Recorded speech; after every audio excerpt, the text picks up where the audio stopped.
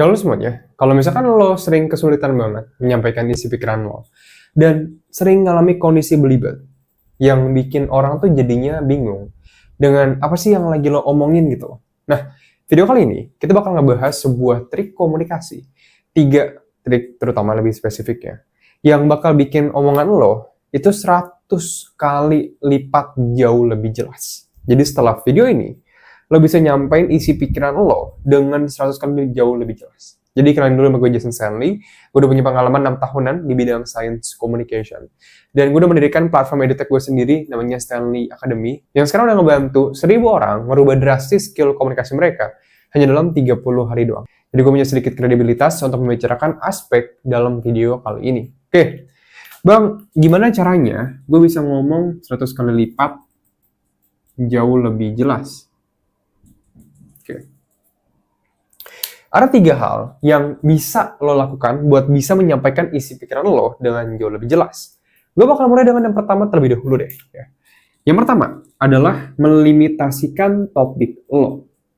Oke. Mungkin lo pernah belajar di zaman bahasa Indonesia pas zaman SMP. Lo udah mungkin mikirnya kayak itu nggak penting gitu. Ada yang namanya konsep dari topik utama, dan ada juga topik pendukung, dan ada juga namanya paragraf kalimat. Jadi itu hal-hal yang kita mikir waktu zaman SMP itu kayak, buat apa sih gue pelajarin, kayak gue juga udah tau lah tentang bahasa Indonesia gitu kan, jadi nggak penting buat gue pelajarin.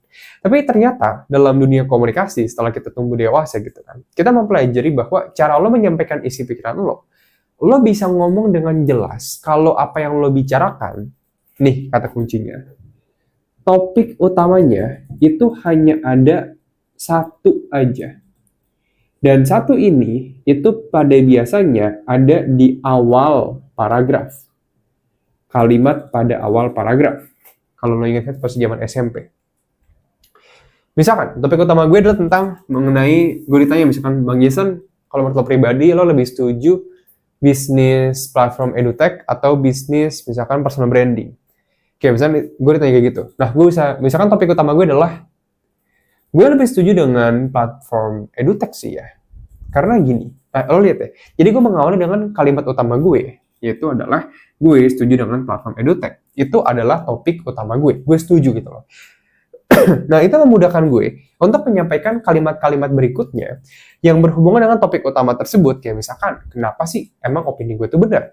Terus yang kedua, emang kalau opini gue benar, kenapa itu penting? Dan yang ketiga, emang kalau misalkan penting, terus cara gue nyampein omongan gue itu kayak gimana? Terus yang keempat, kalau emang beneran penting, emang ada data pendukungnya. Jadi, hal-hal kayak gini yang bisa gue ibaratnya lakuin. Kayak ibaratnya sebuah pohon. Sebuah pohon, itu pasti ada pohon utamanya, ya kan? Tapi nanti, dari pohon utama ini, bakal muncul ranting-ranting kecil. Oke, nah ranting-ranting kecil ini itu adalah opini pendukung lo. Tapi utamanya harus ada satu pohon besar yang memang menjadi sebuah satu kesatuan penunjang dari semua omongan lo. Lo nggak bisa ngomongin 3 pohon sekaligus secara bersamaan. Karena ini bakal bikin siapapun jadi bingung dengan apa yang lo bicarakan. Contoh, misalnya balikin tadi, gue bilang, gue setuju dengan platform edutech gue. Gue setuju dengan platform edutech gue. Misalnya kayak gitu, itu opini gue. Tapi tiba-tiba gue pindah, gue bisa bilang kayak, tapi kalau dilihatnya juga, gue lebih setuju dengan personal branding juga sih. Tapi gini deh, dua-duanya aja deh. Nah, itu ada 3 topik utama. Jadi gue setuju atau enggak, gue juga misalkan nggak setuju atau-taunya, ternyata gue setuju dua-duanya akhirnya. Nah, ini semua berasal dari apa? Dari yang pertama, yaitu adalah ketidakpastian. Jadi setiap kali lo berbicara, pastikan lo yakin dan pasti dengan apa yang lo bicarakan. Nah, ketika lo yakin, lo bakal menggunakan satu topik utama aja. Oke, Bang, gue udah paham. Step pertama, pastikan gue punya topik utama di sini. Oke, yang besarnya nih. Topik utama. Kalau gue udah membicarakan satu topik utama, berikutnya gue harus ngomong apa, Bang? Topik utama lo, itu pada dasarnya harus mengerucut lebih dalam di topik tersebut. Dengan cara lo menjelaskan kenapa opini lo itu penting atau benar. Jadi ingat ya, penting atau benar. Lo bisa pilih salah satunya aja. Misalkan, dari opini gue tentang, gue lebih setuju dengan bisnis platform edutech sih. Karena gini, nah dari sana, setelah gue selesai ngomongin kalimat tersebut, gue bisa mengatakan kalimat berikutnya, yang dimana kalimat berikutnya itu membuktikan bahwa kalimat utama gue itu penting atau benar. Misalkan gue milih, gue pengen ngebuktiin kalimat gue itu bener deh, opini utama gue itu bener ya. Kan gue bilang di awal, gue lebih setuju dengan platform edutech sih. Kenapa? Karena platform edutech itu bagi gue pribadi untuk scalabilitasnya jauh lebih mudah dan jauh lebih cepat juga sih bisa kita kembangin nih. Oke, berarti gue pilih kata benar. Tapi nggak sampai situ doang. Berikutnya, lo juga harus menjelaskan data apa atau fakta apa yang dapat mendukung kalimat utama dan pendukung lo. Ini lumayan tricky. Lo perlu membaca banyak dan lo perlu mengetahui banyak hal untuk bisa mendukung opini utama lo. Semakin banyak yang lo ketahui, seperti dengan lo baca buku, baca majalah, baca jurnal, sering-sering, lo bakal bisa lebih banyak dapat informasi, dapat mendukung omongan lo. Tapi lo coba liatin deh alurnya ya. Misalkan gue pilih pakai data aja. Opini utama gue itu bilang bahwa platform edutech itu lebih gampang untuk kita besarkan scalability-nya. Ternyata gue juga bisa ngomong kayak gini, karena ditemuin dari data 2025 waktu itu, penelitian bahwa platform edutech itu sebuah market yang 10 kali lipat jauh lebih mudah scalabilitasnya daripada market dari produk-produk fisik. Jadi kita punya keunggulan dalam scalabilitas. Nah lo lihat, jadi kita bakal mulai nih, coba nih, gue bakal menyampaikan struktur omongan gue dari opini utama ke pendukung atau yang layer yang kedua, dan data atau fakta pendukung di layer yang ketiga. Oke, mari kita coba lihat ya, kira-kira bang enak gak sih yang diomonginnya gitu strukturnya. Oke, halo semuanya, gue sih lebih setuju dengan opini bahwa platform edutech itu jauh lebih oke daripada personal branding.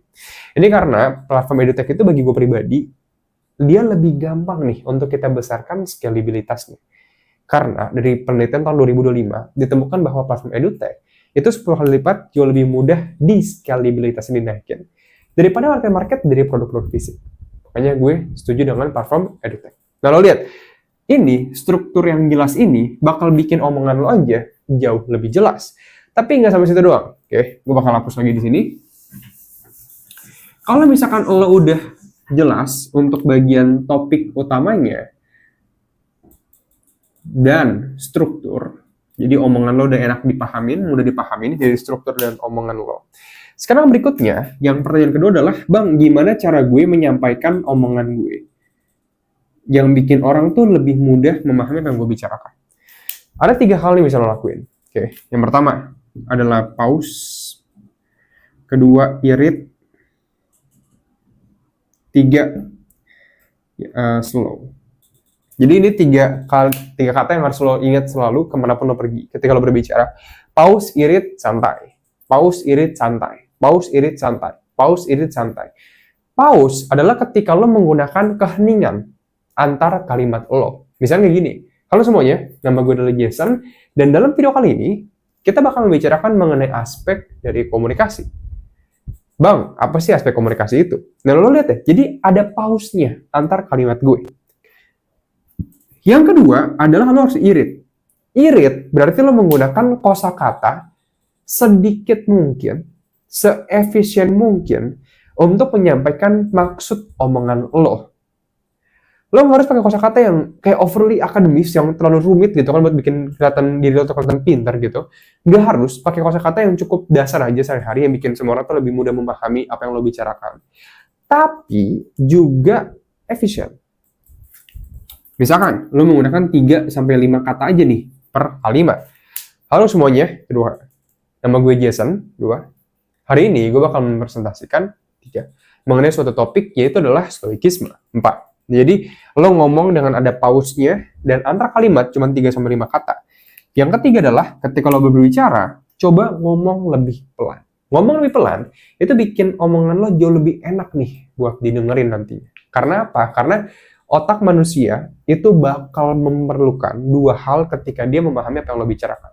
Baik itu otak pasti dong. Baik itu waktu ataupun energi. Nah, kalau sampai 2 hal ini lo nggak kasih ke dia, gitu, lo ngomong cepet-cepet, terus juga lo ngomongnya itu nggak pelan-pelan, itu bakal terjadi namanya decoding fatigue.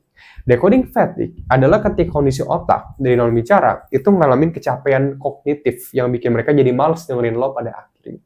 Jadi setiap kali lo ngomong, pause, irit, dan slow.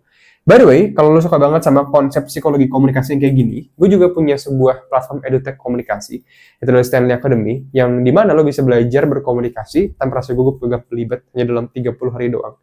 Bahkan bisa menguasai skill komunikasi yang jauh lebih rumit, kayak berretorika, berargumen, komunikasi persuasif, bikin siapapun bilang ya yang lo minta, atau mungkin nerapin karisma, yang bakal bikin siapapun gak sabar, pengen ketemu sama lo lagi, jadi lo jadi magnet manusia.